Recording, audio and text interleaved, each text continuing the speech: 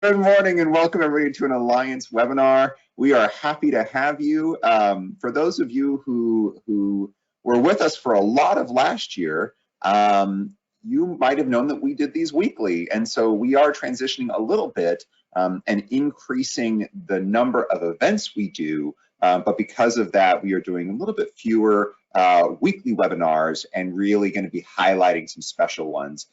So this month we are thrilled to have our webinar with Woodward Hines Education Foundation's program, Get2College. This is an incredible organization doing a lot of great work around the state. And I'm not going to tell you a whole lot about what they're doing because that's why we have these amazing panelists here today to tell us about Get2College and the work they're doing and how they are helping our children and communities and families. But I would like to go ahead and welcome our panelists. Right before I get to that, I see a lot of people are coming in, and so I just want to highlight some of the changes for the last time that you'll see if you are a little bit confused right now because the format is so different. So number one, if you're trying to turn on your webcam, you're not going crazy. You can't. So you don't need to worry about that. No need to get dolled up for the webinars. But you will be able to ask questions. There's a questions panel that you can, or a pane that you can enter questions into for our panelists. You can enter questions into the chat. You can raise your hand, and during other parts, you will be able to turn on your microphone and ask questions directly if you would like. So some new features, some things are different. We definitely want to hear how you like this, or if you want us to go back to the way it was. So always trying new things and trying to be better. But with that, let's go ahead and get to the business of the day and why we're here. So we have three amazing team members from Get2College, Mr. TJ Walker, Shannon Grimsley, and Kirsten DeFore. So let's talk about who they are and who we have here today. TJ is a native of Prentice. He currently resides in Southaven with his wife, Ashley, and their infant son, Prentice Malachi Walker. He serves as the director of North Mississippi's Get2College Center, which is a program of the Woodward Hines Education Foundation, which we talked about. Before joining the team, TJ served as an admissions counselor for 5 years at Mississippi State University.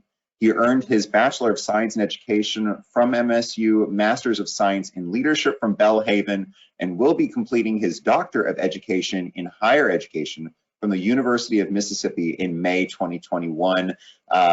Congratulations, that I'm sure took a yeoman's amount of work, and I'm sure you're just going to jump right back in and get your second doctorate right after that. TJ has a passion for assisting students and families as they navigate the complexities of accessing higher education. As a kid from a small town in South Mississippi, TJ understands the challenges students face as they attempt to find their way to college. As a confirmed extrovert, TJ loves to talk and sometimes talks too much. That's not me saying that, that's him, so don't judge me for saying that. He wants to make sure that no student misses important information. When he is not working, you can find him doing something outdoors, grilling, hunting, gardening, or simply piddling around. So TJ, welcome. Ms. Shannon Grimsley is a native of Corinth. She currently resides in Madison and with her husband and 2 sons.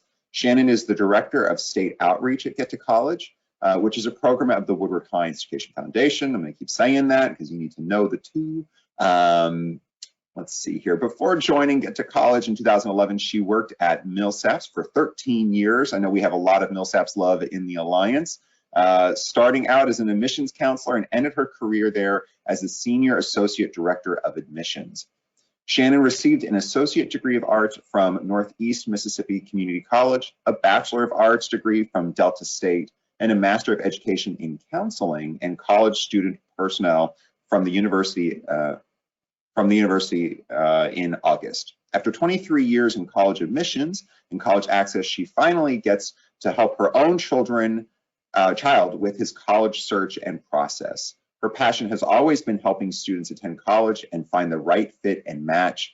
When not working, you will find her watching a great new series on Netflix or Hulu, listening to a podcast about true crime, reality TV, or education issues. She also spends lots of time at a baseball fields across the state, watching her younger son play travel baseball. Shannon, we got to talk about some of your Netflix viewing and podcasts because it's always good to compare notes. And then Kristen DeFore is the Assistant Director of Project Manager from Get2College, a program of the Woodward Hines Education Foundation. She earned her BSBA in Marketing from the University of Southern Mississippi, in Higher Education Administration from Mississippi College, and Graduate Certificate in Nonprofit Studies from the University of Southern Mississippi. She was raised in Kentucky and came to Mississippi for college and has called it home ever since. She brings a background in college admissions and FAFSA completion to her work supporting the college access landscape in Mississippi. So folks, as you can tell, we have a lot of very highly qualified people with us here today who have spent a lot of time in our very universities. So I am sure they know their systems very well, both personally and professionally. So thank you, Kirsten, TJ, and Shannon, for making the time to be here today. We are thrilled and fortunate to have you. And with that, I'm going to do my favorite part, which is stop talking and turn it over to the experts. So thank you for being here, and I will see you all in a few minutes.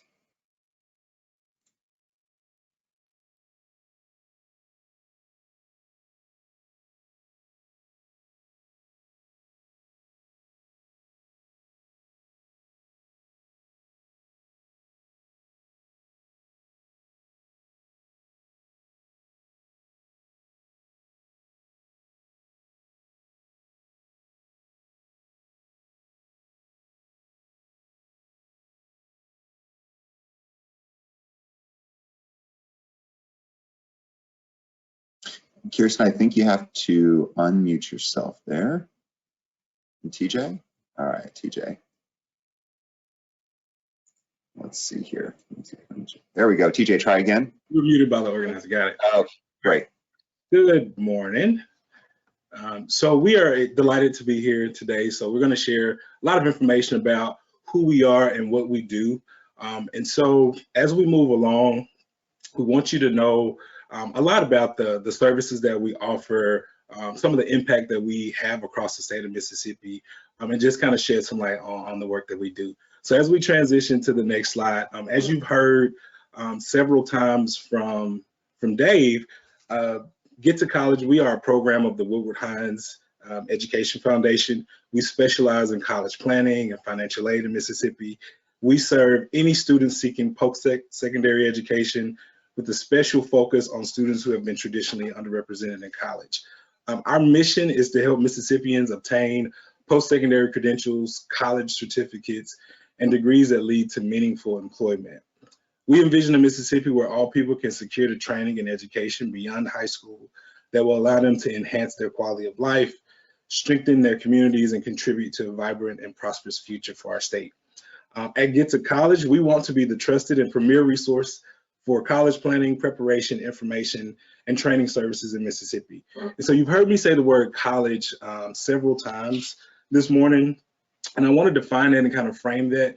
We're not just advising students to go to the big four-year colleges.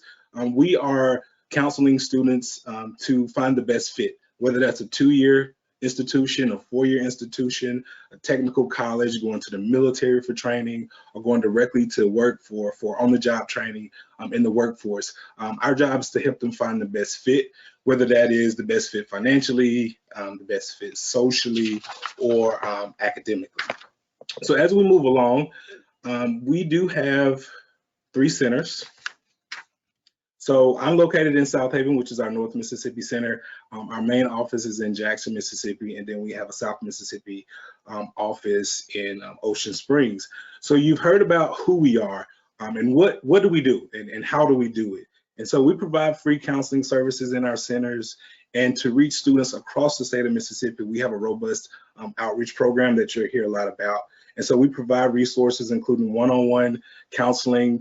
Pre-COVID, that counseling happened face-to-face, but of course now we're working virtually, and you'll hear more about that in a second. FAFSA assistance, one-on-one FAFSA completion, and Mississippi financial aid completion.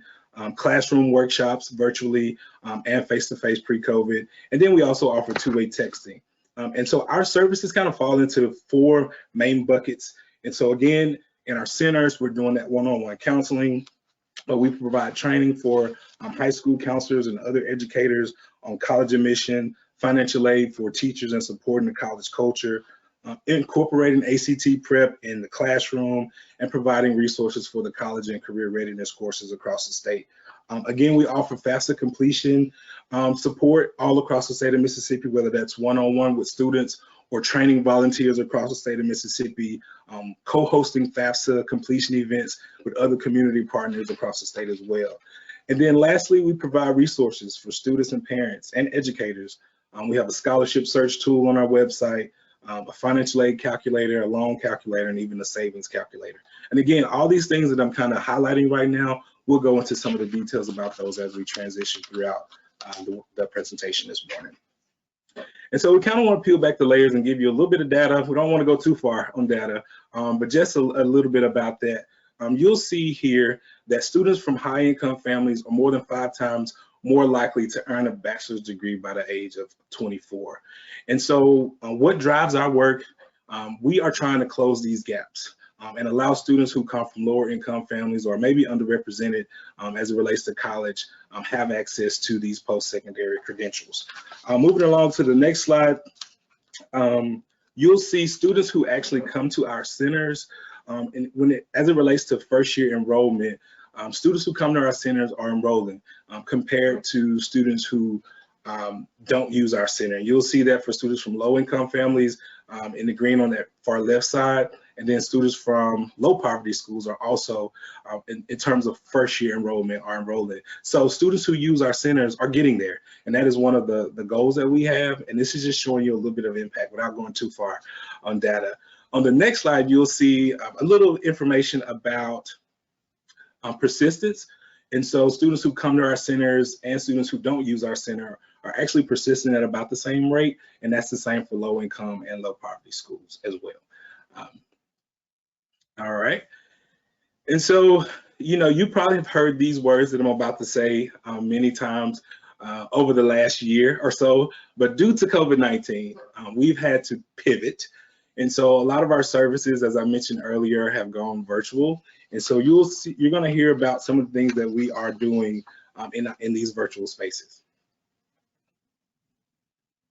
So the first thing you're going to see here is a short video, and this shows you how we're taking our outreach presentations to the virtual space. And so this is actually a live video of Tori, one of our outreach counselors, presenting to multiple classrooms. And so prior to the pandemic, we would actually physically go into a high school. We would do a presentation, whether it's 30 students or 300 students in one classroom, or an auditorium or cafeteria where we stand on the table.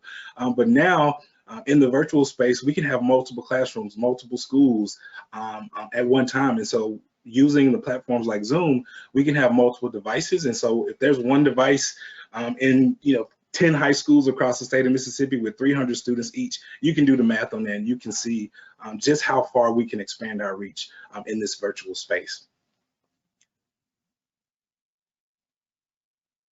Also on our website, we have tons of resources. So for many of you, you may not work directly with students on college access or college planning, but you may be engaging with high school students that you know are going to be going to college or going to be exploring their college options. And so on our website, there's actually a tab that says students and families. And if you click on that tab, or if you direct students to click on that tab, you're going to find all kinds of resources about ACT, our workshops, college planning timelines, financial aid, that calculator I told you about, the scholarship search tool. And so a robust array of tools and resources available for students if they go to our website. So if you don't know what to say, or if you don't have the tools yourself, just direct them to Get2College.org, and they'll get everything they need to get ready to plan for college.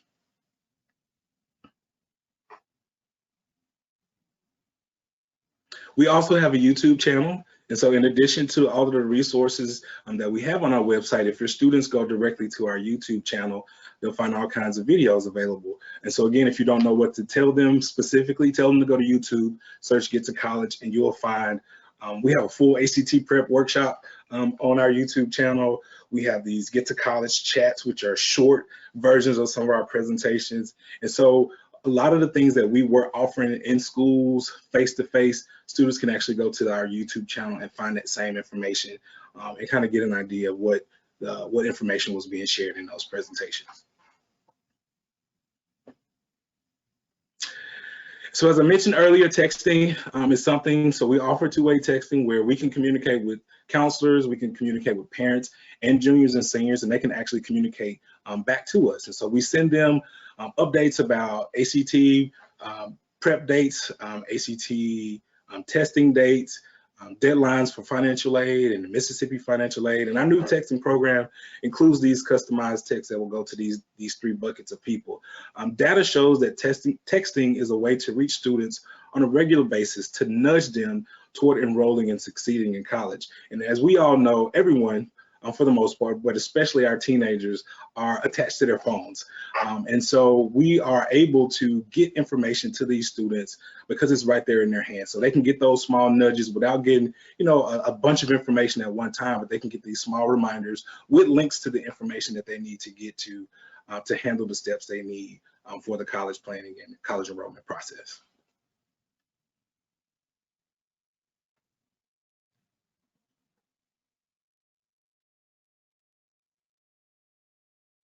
And lastly, with our social media, we've kind of beefed that up also since we've switched to the virtual space. So on Facebook, Twitter, and Instagram, some of the same information that can be found on our website, the same information that can be found on our YouTube channel can be accessed through our social media outlets. So we're sharing information from other philanthropy groups. We're sharing pertinent information about deadlines and everything that parents and students need to know.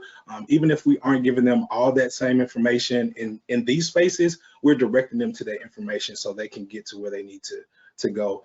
One last thing before we transition to the next slide, as it relates to ACT, I know many of you are going to be dealing with students who are planning to enroll in college, and ACT prep is going to be one of those big parts of that application process. We see tons of students, whether it's in a virtual space or face-to-face, and we see over about more than 3,500 students are coming through our doors virtually or in person to access ACT prep. And so that is one of the major components. And so if you are directing students, send them to our ACT prep, because that's something that they can really use, especially right now.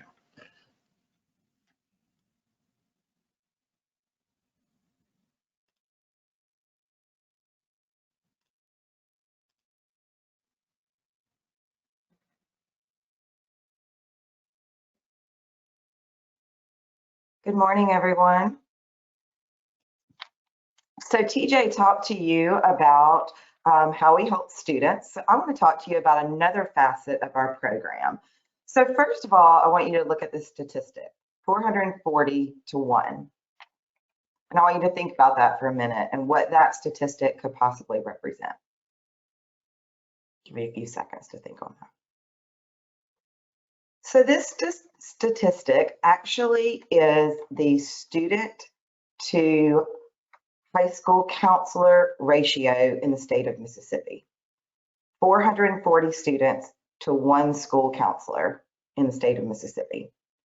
So as you can see, these counselors are being pulled in lots of different directions. If you can imagine all the issues they're dealing with on a normal day, but especially during COVID, these counselors are kind of paving a new way, and this statistic shows kind of how overloaded they are and how many students they're trying to help in our Mississippi schools. So we here at Get2College really want to support counselors and teachers and high school administrators as they wear all of these different hats. So a couple of years ago, we started thinking about how can we really beef up the programs that we have to help support high school counselors and administrators. So during COVID especially, we began to experiment, as everyone has, of course, with different platforms and having to do things virtually with high school counselors. So if we'll move to the next slide. One of the things that we have come up with is we at Get2College are doing a bi-monthly series called Topic Tuesday.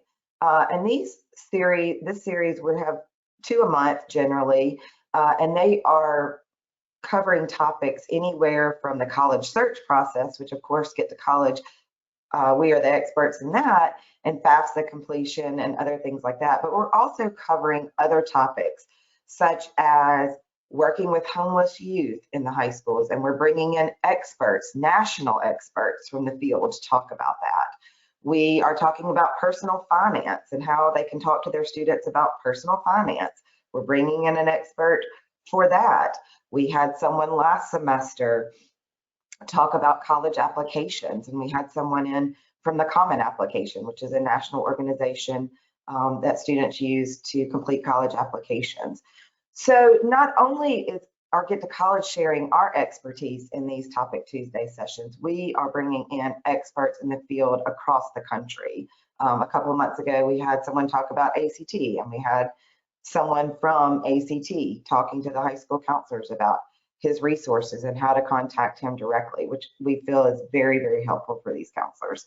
So not only are counselors and teachers and administrators logging in for these sessions, but we've also had a lot of folks in community organizations log in as well. So if this is something that you in your organization would be interested in listening or hearing about, you can go to our website, as TJ showed before, and go to Educators and Professional Development, and you could take advantage of this these Topic Tuesday sessions as well. And then one other thing, I know that there are a lot of folks online right now who are experts in their area of expertise.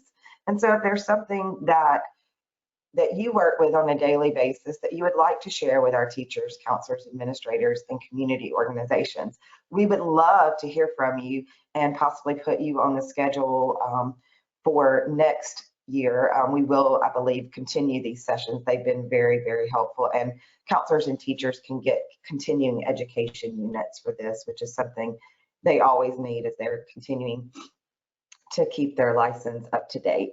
So check those out. Our next one will be this upcoming Tuesday, and it's actually going to be the second in a session, a group of sessions that we've been doing with all the community colleges in the state of Mississippi. So we've been featuring 5 community colleges each week in February, and they're talking to us about their distinctive programs and opportunities on their campuses that make them distinct. So this coming week, we'll hear from Colin, Southwest, Pearl River, Jones, and Mississippi Delta, and then we'll hear from 5 more in the following week. So let us know if there's some area of expertise that you'd like to speak on, and we'll look at getting you on the agenda for next semester. All right, and then the last thing that I want to talk about is just kind of some specialized areas of training opportunities that we have for folks. So teacher trainings is one of the first trainings that I want to talk about. So our counselors, you see here in this picture, Tori, who's one of our outreach counselors, they go into the high schools pre-COVID. Hopefully we will be back in the high school soon, but we have been doing these virtually as well. But we go in and we help train specific high schools just on the college search process and college access and all the components that go with that. So we can set that up by district, we can set that up by individual high schools or just groups of teachers, but we want to share the information that we have with teachers so teachers can in turn and counselors can in turn share this information with their students, because we talk about all the time, you know, I'm about to be 47 years old, and the way that college looked 25 years ago, it's very different than what college looks right now. And so we want to make sure that our teachers have the most current information about the college search process that they can share with their students. The second opportunity is FAFSA training, which you see Kirsten there, and Kirsten and I kind of man the training team at Get2College, and FAFSA training is our very favorite. So we started out FAFSA training working with the community colleges across the state and working to partner with them to see how they could help us complete FAFSAs for students across the state as part of a scaling project. But then we took that FAFSA training and we opened it up to everyone across the state, teachers, counselors, community organizations, anybody really that wants to be a part of FAFSA training. And so I know you're probably saying FAFSA training. Why would I want to do that? Again, there are a lot of myths and misinformation out there about the financial aid process when it comes to colleges. And we've condensed this training into about 2.5 hours, and we actually walk you through a FAFSA. And the FAFSA, just to define that, is the free application for federal student aid. And so we walk you through, and by the end of 2.5 hours, you're going to understand all the different components of the FAFSA and possibly be able to help students that you know or students in the community start the FAFSA. And we always tell people who do training, we're going to give you the basic information, but please know that Get2College is here to help you with any specific questions that you might have about the FAFSA. And Kirsten's going to talk more about that later, so I won't steal her thunder. And last is our ACT instructor training. So we know that ACT has become a large component of the high schools, of course. They're giving the ACT in the high schools. And many high schools have teachers who teach courses on test strategies and how to take the ACT. So Stephen Brown, that you see pictured there, is kind of our resident ACT guru at Get2College. And he teaches his ACT instructor trainings to any teachers or administrators who are interested in providing that in their high school. And we actually have one coming up next week, I believe it is. So we're offering those as well. So in the last year, in the last academic year, 2019 to 2020, Get2College reached almost 1,000 educators through our professional training events. So we think this is a really important part of what we do. And we'd love to have any of y'all involved in these training opportunities as well.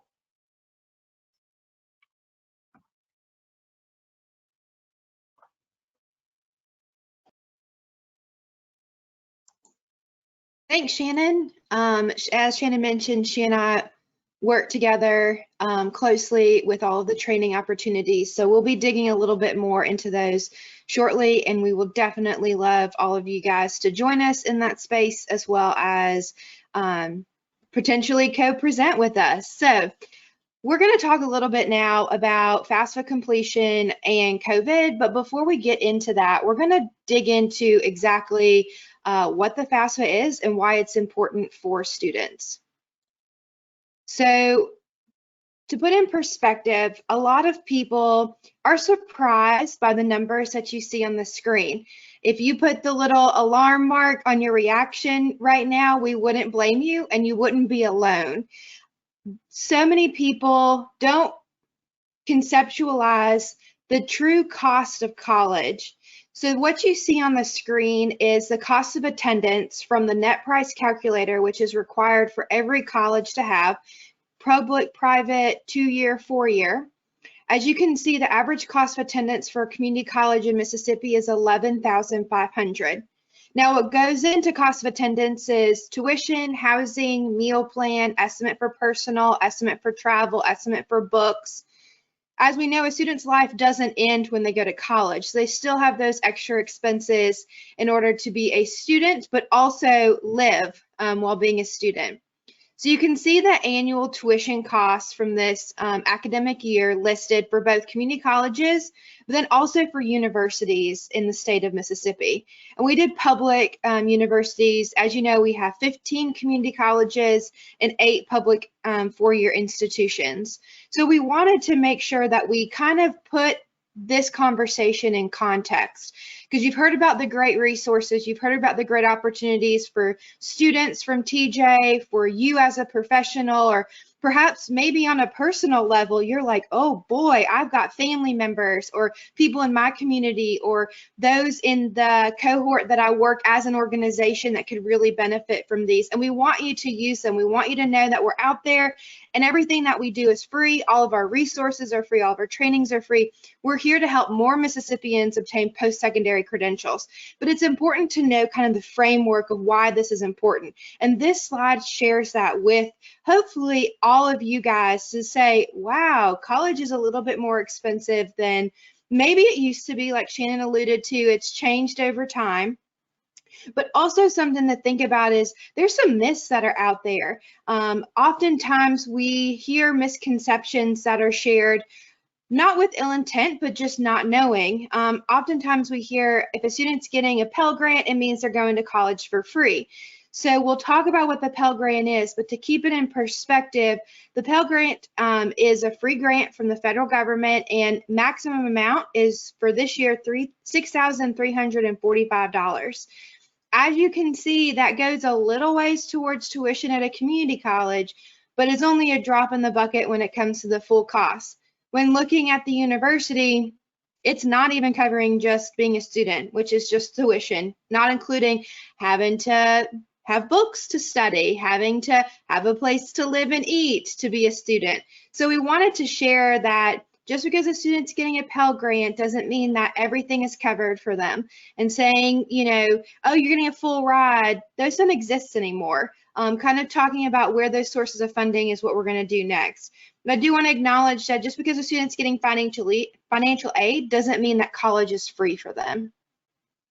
So let's look at some examples of kind of the impact of financial aid depending on that for a student. So we've got two examples here, and we've pulled the numbers in the blue box directly from a four-year public university here in Mississippi. We're dubbing it Get2College University because we didn't want to expose who this college is, but it is a active four-year public university in the state that's very popular with students. So you can see the annual cost of attendance numbers listed here, which it kind of breaks it down, how much of that is tuition, how much is room and board.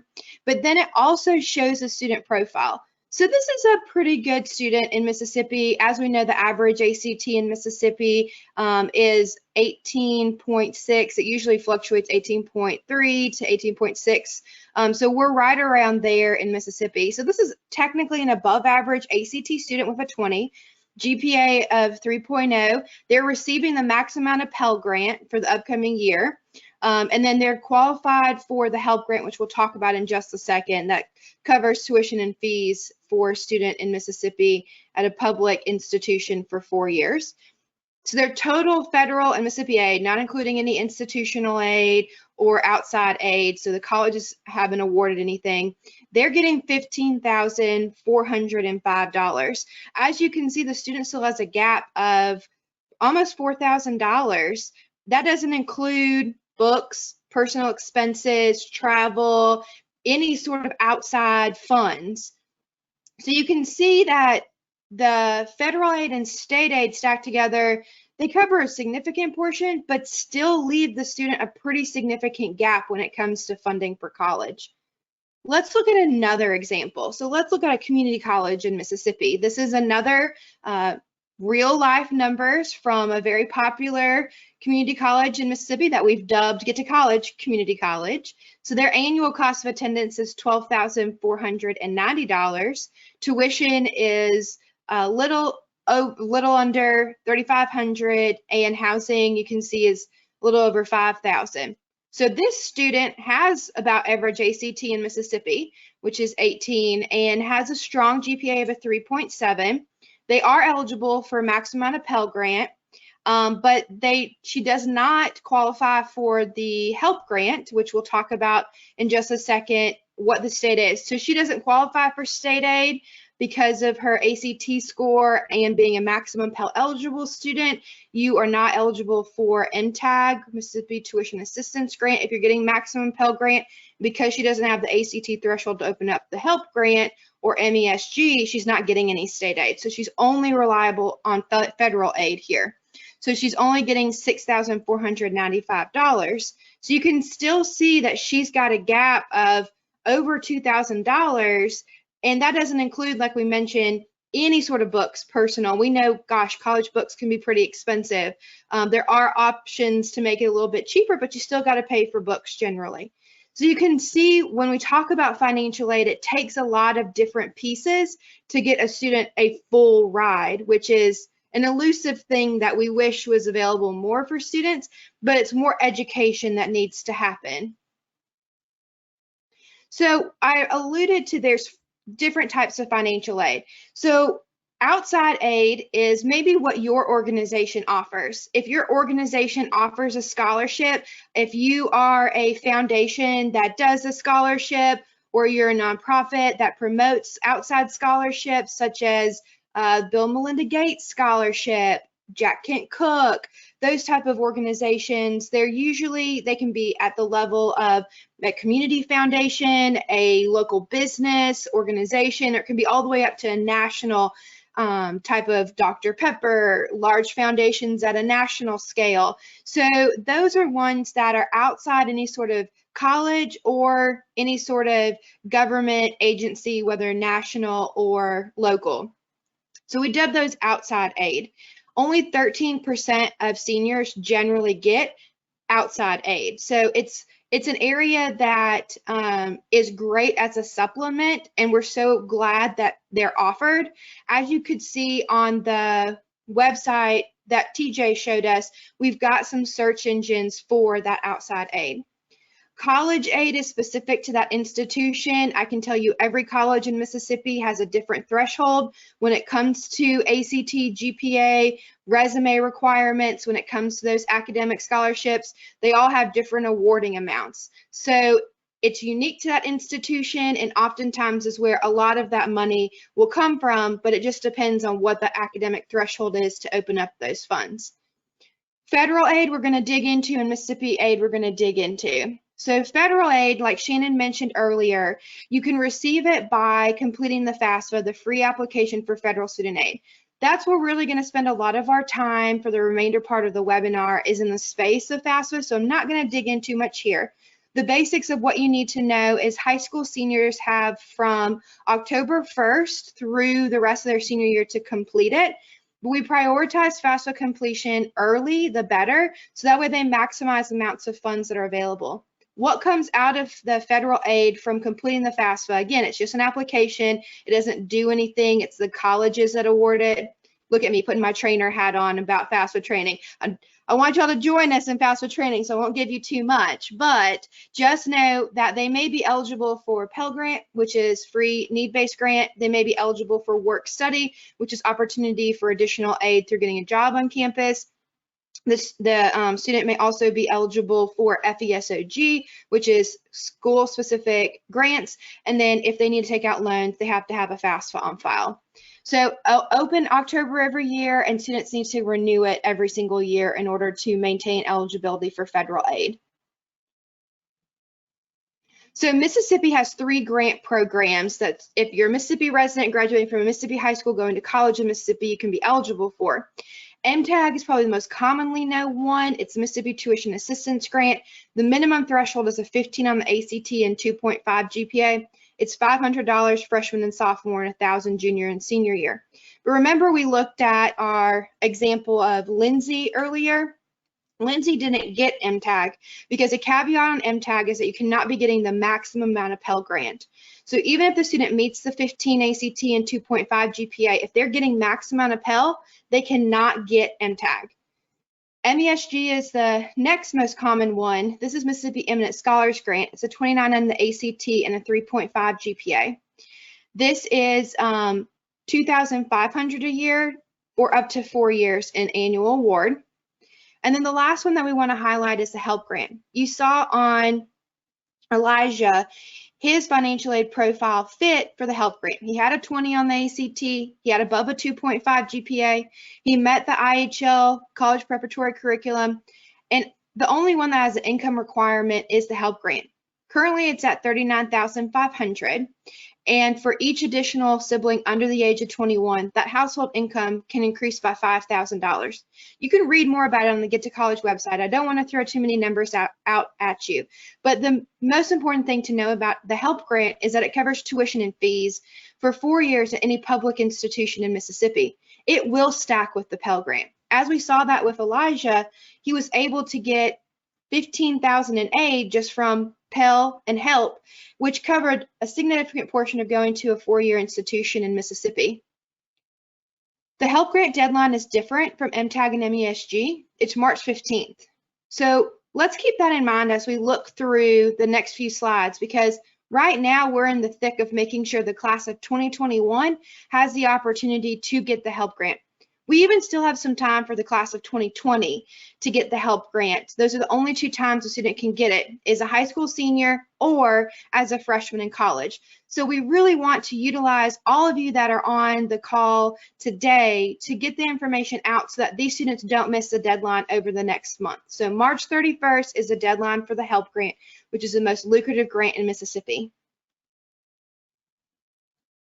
So let's kind of talk about, we know that FAFSA is important. Why is it important? Well, actually, Mississippi State and Get2College a few years ago did some research specifically for Mississippi students. There's national research that existed, but we wanted to see for Mississippi students, does the FAFSA really drive their enrollment in post-secondary? And like TJ said earlier, we define college as anything post-secondary. It can be a certificate program all the way up to a bachelor's degree. So we did some research for students in Mississippi and found that in actuality, students who complete the FAFSA, Mississippi students who complete the FAFSA, are 4 times more likely to enroll in post-secondary than students who did not. So we know that it's a huge indicator. That's why Get2College, like Shannon said, we have such a passion for the FAFSA because we know when students see that they have funds available, that they complete it, and so often they do. Mississippi is actually one of the most Pell Grant receiving states in the United States, so a lot of our students do qualify for the Pell Grant. They open up opportunities, and enrollment is likely to follow most often when completed. So you can see historically, Get2College has hosted FAFSA days. As TJ mentioned, we used to go into the schools and we used to work heavily in working one-on-one in the school setting with the students. We also have the in-center appointments. You can see a little bit of a decline. That's strategic. We're going to talk about why we see a little bit of a decline when it comes to our FAFSA days. A few years ago, the FAFSA opened earlier, which is great, more access, more time for students to complete the FAFSA. So it opened on October the 1st, which allowed for lots of months for FAFSA days. So our staff of 18 met their capacity, and then this is where people like you became very important. You've always been very important, but you came very important when it came to more access for more students to financial aid, which subsequently means more access to college. So we decided to scale our efforts. So what we went with is the model of adding in our community colleges partners as they are geographically set out for every county in Mississippi. A lot of them were already working in the space in financial aid, education, and FAFSA completion. We just heightened that with the partnership and resources. We added in near-peer mentors in the Get2College core program. We take Phi Theta Kappa Community College Honors College students, give them a $5,000 scholarship, and ask them to complete a whole bunch of FAFSAs. And we have been able to see students really identifying with these students, whether it's an adult student going back, because so often Phi Theta Kappa students are adult students, or we've got a core member this year that's 2020 grad, and she is able to talk through with the class of 21 saying, like, I get it, like college is different, but it's still an option for you. So it gives them that connecting piece. And then volunteers. So we've actually trained over 600 people across the state of Mississippi in the FAFSA, and we want all 25 of you that are on this webinar to join that league, and any of your staff that may be working with students, having conversations with students. We want to make sure that the correct information in FAFSA completion is happening to ultimately, as you can see by our graphic, have more FAFSAs completed and have more students enroll in post-secondary. This strategy has worked pretty well so far. Nationally, in 2019, Mississippi ranked number 3 by the end of August in FAFSA completion. As I mentioned earlier, we prioritize FAFSA completion by March 31st, since that's the HELP grant deadline, that lucrative deadline, but FAFSA can still be completed. Mississippi generally ends August very well. We just would love to see more FAFSAs earlier completed to make sure that students are maximizing the opportunity for the most amount of money, particularly with the HELP grant. Last year, we ended up number 5, but number 5 is really great for lots of reasons. Let's talk about Mississippi being in the top. We love to celebrate anytime Mississippi can be in the top of national rankings, but we know that last year added a curveball. So let's look how COVID affected FAFSA completion. So as you can see, the onset of COVID happened in about this time last year, late February, early March. The green line is the FAFSA completion cycle for the class of 20, and the blue dotted line is the FAFSA completion cycle for the class of 19. You can see they interject, they move back and forth, but ultimately we got to the same place. It just took, as you can see, that green line, as soon as COVID hit and schools shut down, there was a dramatic decrease when usually by the help grant deadline, which you can kind of see in the beginning of the chart, we're well above and much higher. So a lot of students missed out on that opportunity because we learned, in all of you can probably nod your heads in agreement, schools are so important when connecting with students. And we've seen that over the last year. And this just shows that ultimately we got to the same place, but so many students missed out on those important deadline opportunities that happened along the way. So this is the state of the current FAFSA completion situation in Mississippi. Currently, we're down 19% year over year. Positive news, it's better than where we were in December. We were down 30% year over year. Perspective, nationally, FAFSA completion is down by 16%. So I just wanted to acknowledge here that we are still working as hard as we can to get FAFSAs completed. And we still need all of our partners, all of you to share out the information. We are trying to do everything that we can to get the word to students. But if you guys work with students at all, I'm sure that you know it's really hard to do that right now.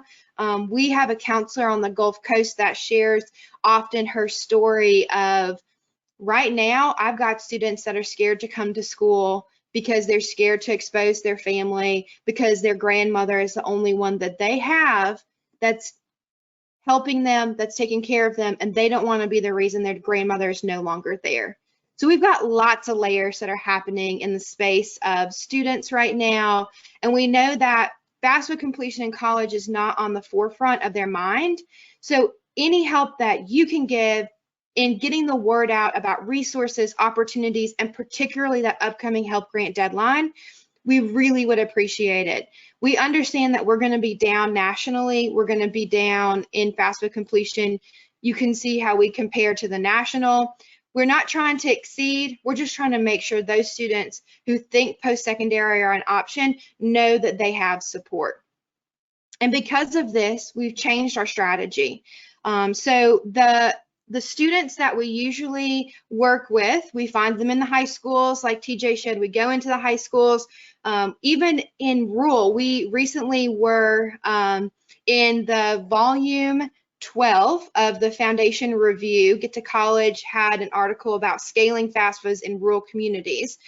TJ could probably expand on it. That's his dissertation space, but just know that we're doing a lot of thought and research about how do we reach Mississippi students in lots of levels, in a rural setting, in a virtual setting, in a remote setting, in a hybrid setting, in a quarantine setting, because we need these students to know about this information. So our new approach is that we're student focused. So instead of going through the high school to get the word out, we are working directly and trying to get to the students, because we know the counselors have so much going on, so many emotional pieces that are being supported for helping these students. Also, they've got a lot on their plate.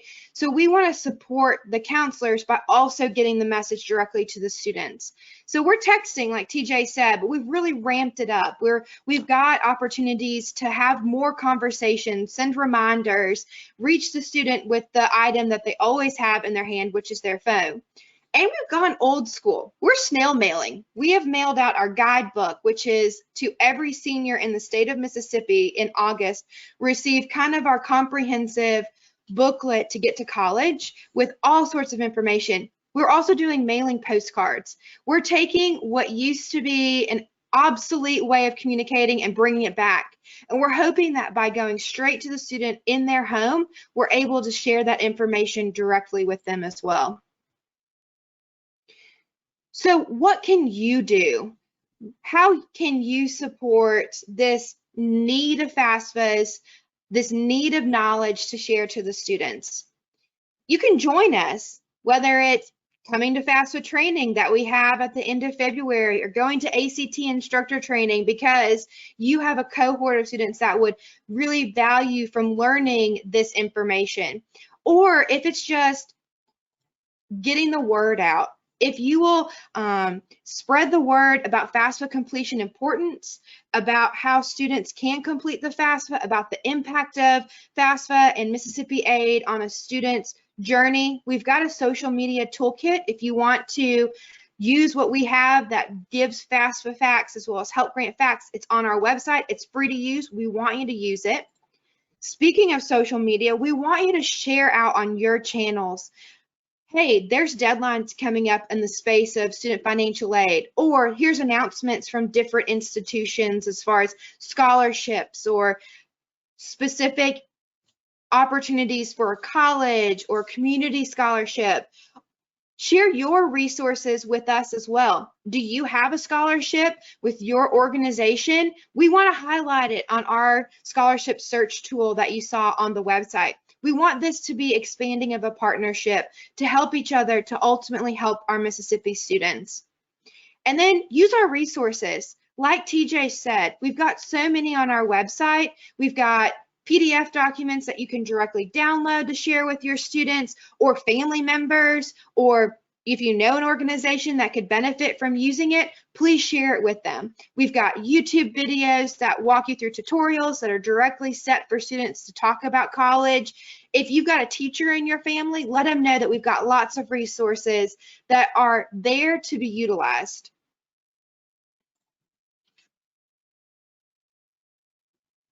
Thank you for the opportunity to let us join you today. And I'll ask TJ and Shannon to come back. And Dave, are there any questions that we can answer live? There are. So we have one that just came in, and thank you all for popping those in the questions section. If you have more, feel free to enter them. So the first one is there anything available for students after 4 years, i.e. PT school? And then a separate question is there anything available for students with disabilities? So post secondary and students with disabilities. I can take this one. Typically for graduate school programs like PT school or even a master's program, students can still do the FAFSA. The major difference is when you're an undergrad, you can qualify for the Pell Grant. And many people think when you go to graduate school, or some people try to enroll in graduate school to keep getting a Pell Grant, but things change drastically, and you only are allowed to get loans. And so if you're working with someone who is not so fond of student loans and they're looking for financial aid, they may want to talk to those graduate programs about graduate assistantships or scholarships. But in terms of federal financial aid that they won't have to pay back, that is likely not going to happen. And then for students with disabilities, typically colleges have student support services available, and that could be like tangible services where they assist them with getting around on campus or accessing testing or whatever they need to be successful while they're on campus. They typically have that. In terms of specific scholarships or specific financial aid for students with disabilities, I'm personally not aware of that, but they typically do have resources of all types depending on what institution they go to. So what I would encourage you to encourage these people with disabilities to do is seek out student support services departments within a college or institution, because that's typically where you're going to find most of the resources and support for those students. And then the next question, and thank you, Lori, for that. The next question comes from Sammy. What is the biggest challenge that you face in the next couple of years? I think that it will be reconnecting, particularly these classes that are experiencing unknown in their post-secondary or next step life plans. So I think I've heard it called the lost generation. I think that there will be challenges as a state of Mississippi to acknowledge that we have probably 3 graduation classes that will be affected by, questioning. We've seen a lot of the conversation change from which college to why college. And so educating our students again on how much need there is in post-secondary for getting a job. And then that may be working outside of our normal spaces, whether it's working with employers on workforce, education, and such as that. But I think we're going to see several different graduating classes in the state of Mississippi that don't have as much post-secondary than what we are typically used to. So that will be a really interesting challenge in the space of our organization, both in grant making and in the program of Get2College.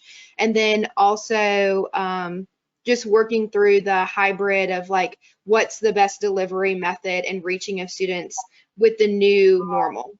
Yeah, I think just to piggyback, I think that students have a really sour taste about education right now.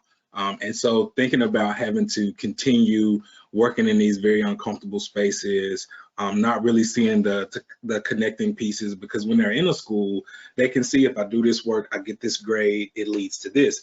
And if they're just at home doing, virtual work and not seeing those connecting pieces, they're really not seeing the value of, well, why do I even keep going?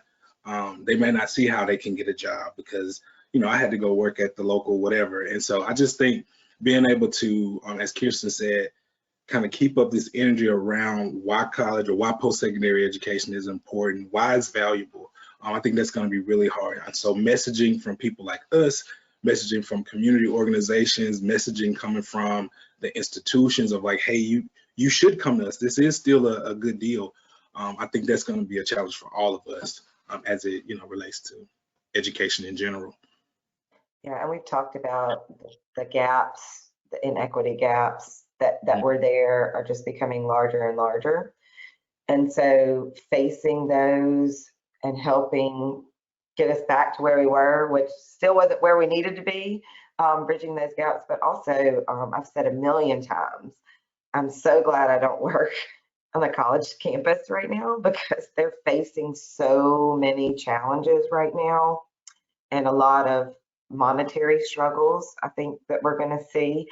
But I do want to focus on there have been a few good things that have come out of this pandemic when it comes to underrepresented students. And I'll just mention one of them is that many selective colleges and universities across the country have dropped ACT and SAT requirements during this pandemic. And we know that that is a barrier for first generation low income college students. So that has leveled the playing field a little bit and made folks realize or think about the importance of the test.